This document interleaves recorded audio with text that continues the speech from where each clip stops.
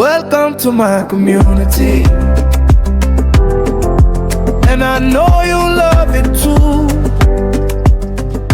So I always thought I was going to work for Doctors Without Borders in New York City. That was one of my goals. But instead, I worked in the restaurant. I used to do food and beverage. That was my job when I lived in Halifax. I was a high-end waitress at a steakhouse and cigar bar. And so I love people. So hospitality was a natural fit for me. It might be difficult, but it's not impossible, right? I think that's really key. And I think we're really fortunate because we have so many newcomers who are very, very interested and motivated to give of their time to help build their community and help meet people and also network so that there may be job opportunities with some of the agencies that they work with in the future. Hi everyone, welcome to My Community, where we celebrate the power of togetherness, us, and the community. This is your host, Maruf, and we have a special guest today on our very first episode, who I call a community true champion. And it's none other than Alison Frise Ford, the managing director of the multicultural agency of the Greater Moncton area. So welcome to the show. How are you today? I'm good. Thank you, Maruf, for having me. It's a pleasure to have you here with us today. Today, we're going to talk about a whole bunch of stuff that relates to you and also your involvement around the community. But the first thing that I want to know, and a lot of people who know that you work in Magma, but doesn't know the backstory of it, I want to know about your career so far, because you had a lovely career in HR and you were coming from a different industry, which is on the hospitality part of the world. I wanted to know, how was that and how did you transition to Magma?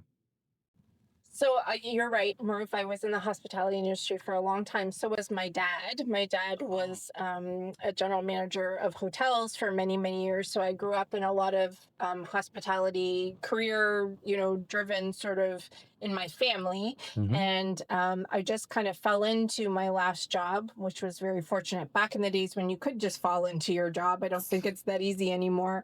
But I joined my last job at Delta Hotels Beauséjour and stayed there for 12 years.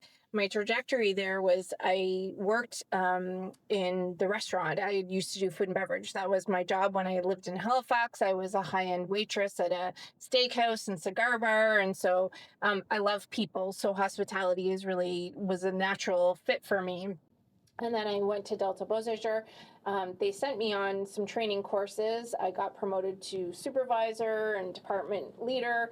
And then they switched me to a totally different department. I worked in housekeeping. I managed the housekeeping department, which that was never an aspiration or something that I thought I was going to do. But working in housekeeping, you work with a lot of people from very, very diverse backgrounds. And I realized that I was really good at the human resources part of managing a team. So the hotel was unionized. You have to learn about unions, so many things that go in part of that. And I decided at that point that I really wanted to get into human resources. And I was 42 years old and I went back to school and I went to NBCC and got my HR degree. So that's how I got into HR. And then I worked it was the beginning of the influx of newcomers coming to Moncton. And we had a very diverse staff, especially in housekeeping. A lot of people, that was their first jobs that they would have in Moncton. We had to figure out how people whose first language was not English, how to train them. And we created a lot of buddy systems so that people with the same language could help train each other. So that's how I got into sort of multiculturalism and going, we have a lot of newcomers arriving. One of my team members who I hired, her first job in Canada at the Delta Beauséjour, said to me one day, she said, Alison, I'm leaving. I'm going to work at Magma. And I was envious of her because I thought, I would really love to work for a non-for-profit. I really thought, and I've probably told you this before when I was in my HR course, one of the instructors we had talked a lot about international non-for-profits. So I always thought I was going to work for Doctors Without Borders in New York City. That was one of my goals, but instead, and now I work for Magma. So the opportunity presented itself. I was ready to move on from the hotel, and so I went to do HR at Magma in 2019, and of course the next year we had COVID. So I was at Magma about a year, not even a year before we went into COVID. So yeah. So besides doing studies with NBCC for your HR, you have also done a CPHR and you've been a candidate before. So how did that help you shape up your career, and what was the impact that you have experienced by doing this? So, the CPHR test, if you have to do the test, is really difficult. And at the time, the HR course that I chose to take at NBCC didn't have, you didn't get your accreditation very easily. You had to either have a university degree or something. So I only got my accreditation like 12 years after I finished my program. So I waited a long time to do it. But that's because CPHR changed the rules. And so right around COVID was when I first started practicing for the test and doing online courses. And because the test to do the CPHR is about 300 multiple choice questions. So it's a lot of work. And so to be honest, I failed it the first time I did it by a very narrow margin, but it was enough that you don't pass, right? So I had to rewrite it again. And then you have to do a second part once you pass that part. You have to do it's almost like a thesis of your career, which is both very cathartic because you look back and go, how did I do this? How did I do this? You have to go back through everything that you would have done as an HR person. But I'm not going to lie, I love having the letters after my name. And I really was motivated to do that because I felt like I started it and it was something that I wanted to finish. So I'm really proud of that. So, and I hope that, I'm given opportunities to help mentor other people who are going through the process and things like that. So because it's a unique thing to our industry to have those letters after your name. So that's wonderful. And you're again one of the other examples of it might be difficult, but it's not impossible, right? Nothing is impossible. Nothing is impossible. So I want to know about the mission and the impact of Magma. And Magma has been helping people, newcomers especially, for many, many years. So as of today, what would you say has been the biggest impact for Magma, for the community?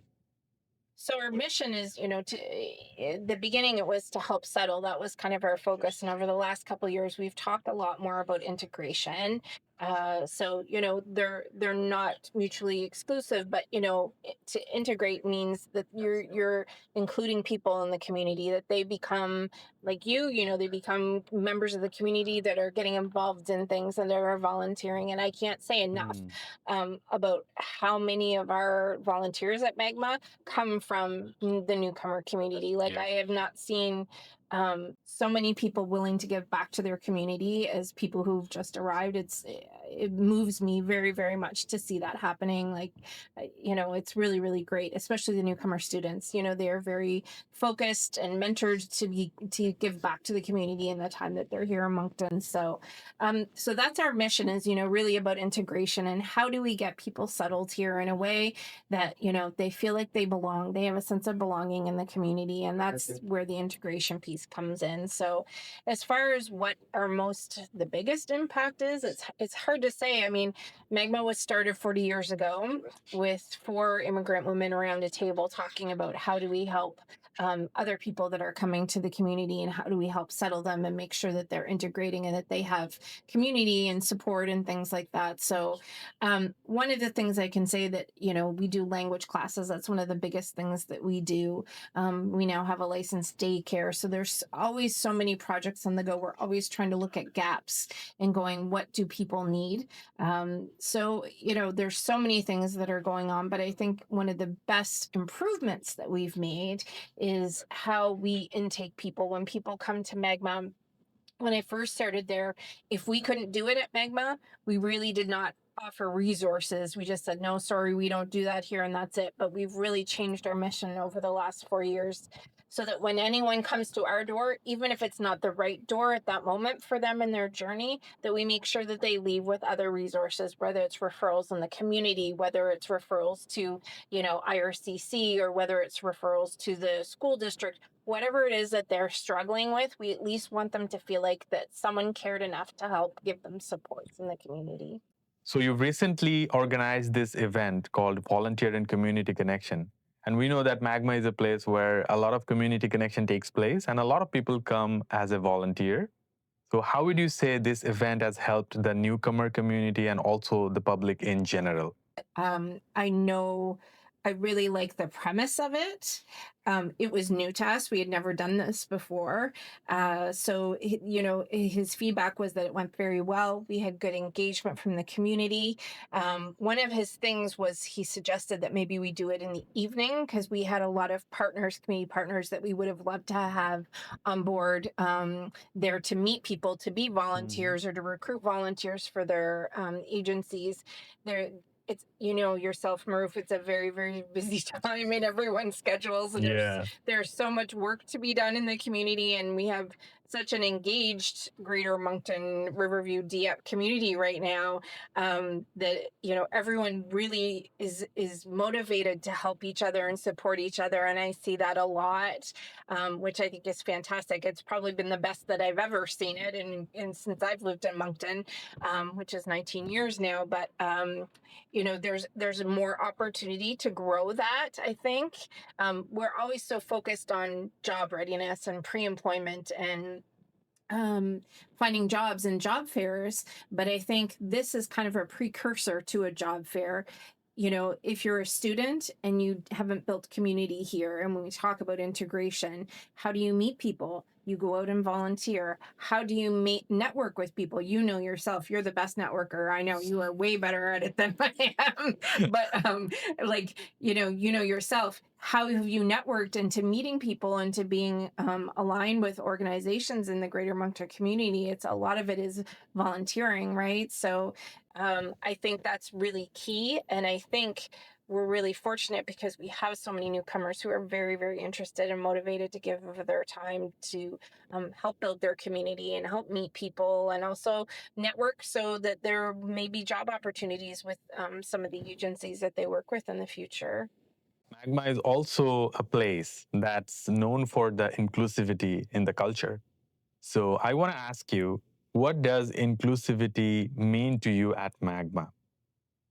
So I have a really different viewpoint because I am, in my work, I'm a minority. I work with so many people from, 28 different countries and 28 different cultures.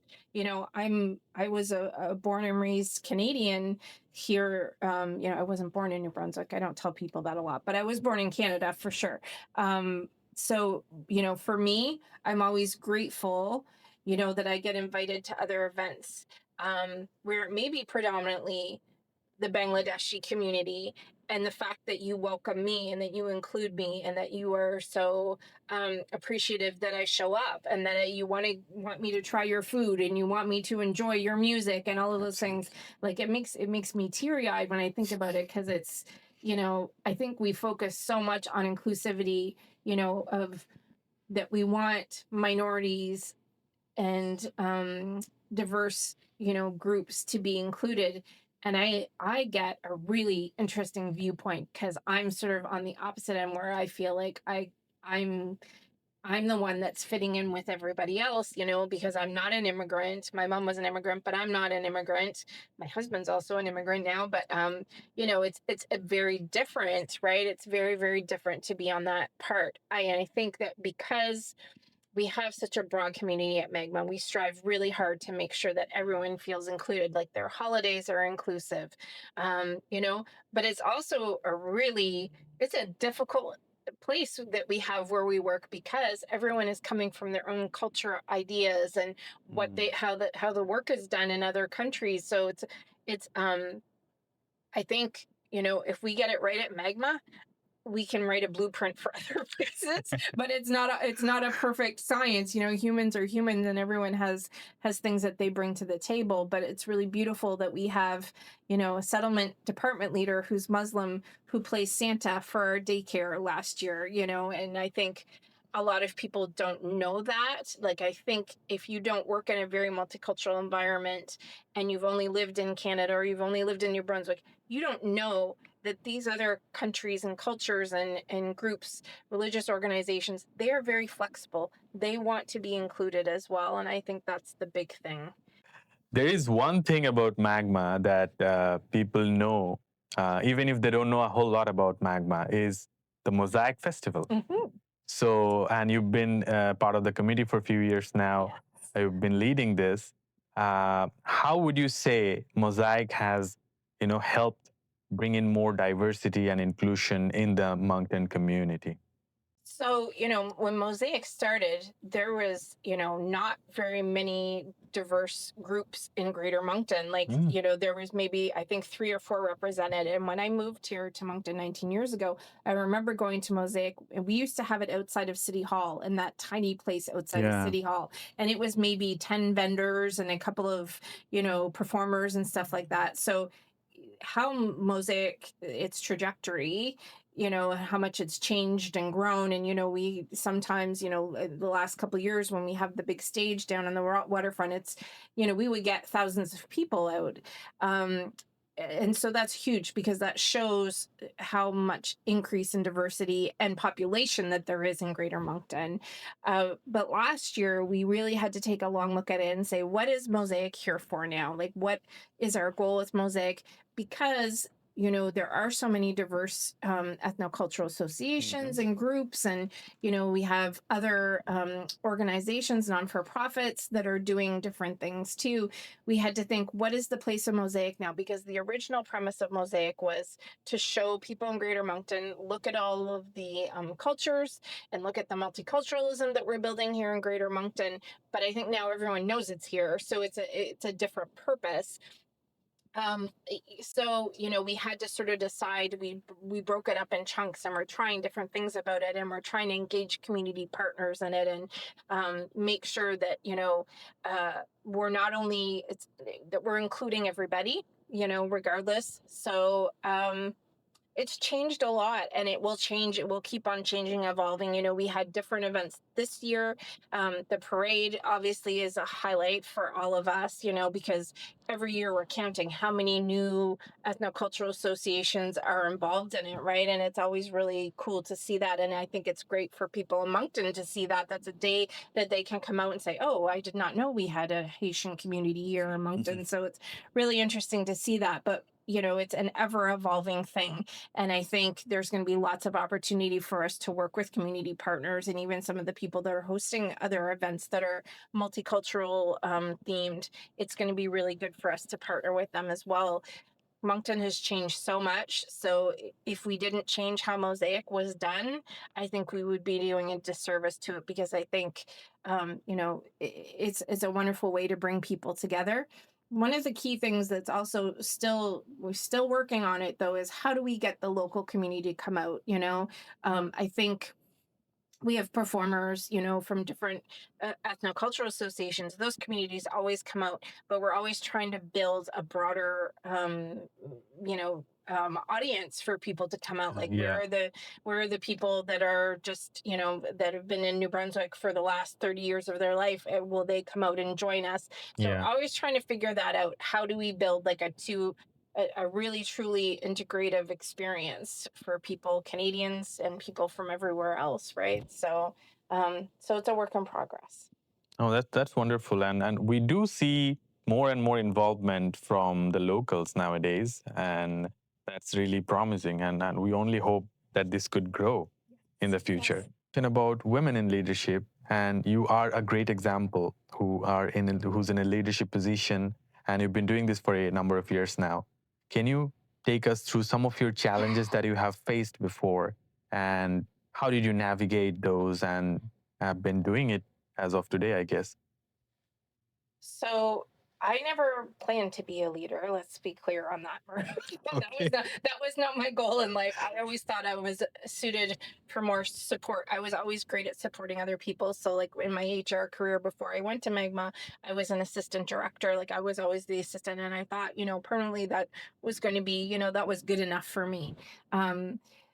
I think the challenges for women in leadership and just in the workplace in general, but especially as you get to management levels, are the same that they have been, I think, since the 1950s, which is sad because think how long ago that is. If you are a working mom, it's a very big challenge. I was a single working mom, so that affected the trajectory of my career, because I can only give so much because I have to be home to look after my kids and make sure that their homework is done and stuff like that. So I will say I've been very lucky to have flexible people who work with me. And we try to do that at Magma because we recognize that family is important, not only to mothers, but to fathers as well. But, there's all kinds of opportunities for us. Maybe we can't provide everyone with a 20% raise increase every year, but we certainly can make things easier for them and their families and their parenting, whether they have, elder care that they're helping with. So, that's a big thing, and I wish it was different. It's very slow moving for women. We are still, I think we do a lot of emotional labor for our families, and it's still really hard to balance that work and life thing. It's, Oprah Winfrey once said, on any good day, she could be a good mom, she could be a good partner, she could be a good teacher, she could be a good mentor, or she could be good at her job, but she could not be all five. And I really, when she said that, I was like, gosh, if Oprah Winfrey can't do it, well, I can't do it. So I need to stop expecting that from myself. So I recognize on some days I'm going to be really good at my job and I'm going to go, geez, I nailed that today, but tomorrow I may not, because my kids may need me and I may need to be home with them, or I may need to give their attention. And so it may wane. I love working with my team. My team is really, really supportive. I think we're supportive of each other. I think you cannot have women succeed in business if there's not women supporting them. And I think also too, it's a confidence thing. I think a lot of times when women go into workplaces, we feel like maybe our seat at the table isn't as sturdy as other people's seat at the tables. And I think you get to a point where you realize that that's not true, and you have to have that confidence in yourself. But I think we're very fortunate in Greater Moncton because there are a lot of great women leaders here. We had Mayor Dawn Arnold, who's now a senator. We have Jeanette Pettipas Taylor, who's a wonderful MLA. Like, we have a lot of really good. So I think, you have to look for the other women leaders and decide, what can you mine from them and how they've done their journey, and how can you fit that in for yourself. So Magma is a place, is such a large organization as of today that's partnering and helping, supporting other ethnocultural associations as well. I want to know, how do you see these partnerships growing in the future? What's next look like? And is there any way we could further improve these relationships and bond and do something together to make bigger impacts? that's a really good question, Maruf. And it's one, I spend a lot of my time, as you know, I go to a lot of events, I go to a lot of things, and that's all about building relationships with people, so that I hope that if they need something in the community, or they have something to offer, or they want to partner with us, that they feel like they can collaborate with us. And I just had that situation. I went to Navratri at the Coliseum, and I met someone there, and they reached out to me. And so now hopefully we're going to be able to work together on a project, which is amazing. And, that's, I think the big thing is right now is we're trying to figure out, and this is with Mosaic too, like, because we care about the Ethnocultural Association's input on it. When we are doing events or multicultural celebrations, there's only so much funding, and we all need, unfortunately, we all need dollars and cents to make things happen. Yeah. If it could happen on goodwill and all of our hard elbow grease, we would be millionaires. We would have an infinite amount of money, but that's not the way it works. And I think, as the world changes, and we've seen tariffs and budget cuts and just changes in government, and so dollars are stretched. And so one of the opportunities that I see is, how do we bring everyone together, which trying to get everyone together in one room, like with everyone's schedules, may be really, really challenging, but I think I'm up for that challenge. We've talked about it with some of the ethnocultural associations, is there a way for us to work together on things so that, people that are willing to fund, whether it's the municipalities or something, they're not giving this group, a little bit of the pie and this a little bit of the pie, but what if we came together and made one big pie together? Would be amazing. So, we're trying to figure out how to do that. And we always try to support the ethnocultural associations when they invite us places. We try to share events on our social media and stuff like that as well. and they help us, like no doubt when we get someone from a specific country or culture, and we don't have that language at Magma, or we don't culturally understand how best to serve them, we reach out to the different ethnocultural associations. The Filipino Association is a really good example of that, is how they are so willing to support their communities here in Canada. And it doesn't mean that Magma can't or won't, but sometimes we need support from those. So we work very hand in hand with a lot of them, but there's always room for improvement. And I think one of the biggest challenges is that Moncton grew so fast, so quickly.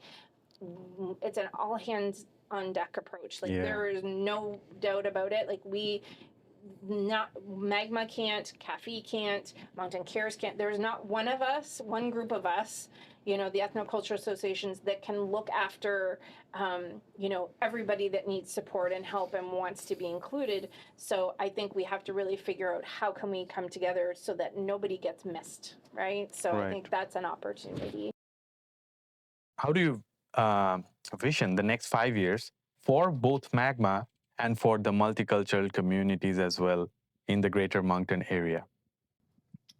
So I think a lot of us, for Magma in particular, we've been looking at other ways to diversify, funding streams, and how do we stand on our own 2 feet so that we can do different things that maybe we want to do that are outside of funding boxes, because funders have very specific missions sometimes that they're doing, and sometimes we have an idea of what we want to do and they don't always mesh. So you're always trying to work that out. So I mean, we've opened the WOW daycare.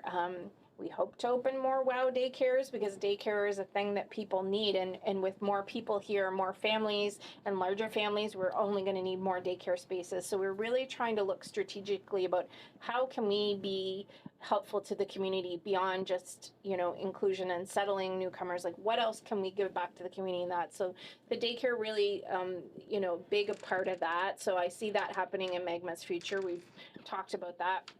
Selfishly, I always talk about opening a satellite office in Riverview, because I live in Riverview and I've lived there for the last 19 years. And now people are starting to go, oh, what is that place across the bridge? And so that we're starting to get a good newcomer community in Riverview. And, maybe we would do a satellite language school over there with the daycare, so there's things that we're talking about doing, and we have to keep up with you're trying to go, what are the needs of the community and what are going to be the needs of the community? So there's also so many changes right now in immigration streams. So it's hard to say, what is that going to look like, So if we had a magic ball, we could do that. But I think, right now, what we are seeing is that, how do we make sure that the people that are here are settled and, have meaningful employment, and not just,